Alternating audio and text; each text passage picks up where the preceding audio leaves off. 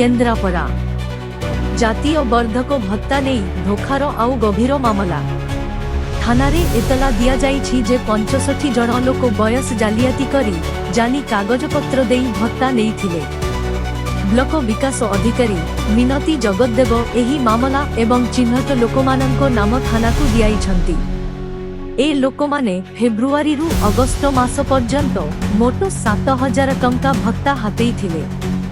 एहाकु निया जाइछि फेराइबा पदक्षेप।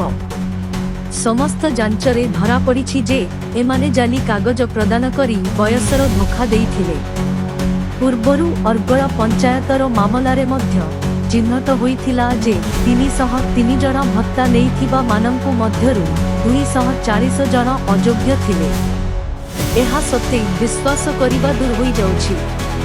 प्रशासन कहिछि तदंत प्रक्रिया को संपूर्ण करिबाकु आउ 15-20 दिन लागि पारे किंबा एही धोखारे अवशेषरे केते लोक जालियाती रे चिन्हट हेबे एही प्रश्न हजिछि सबु मनरे।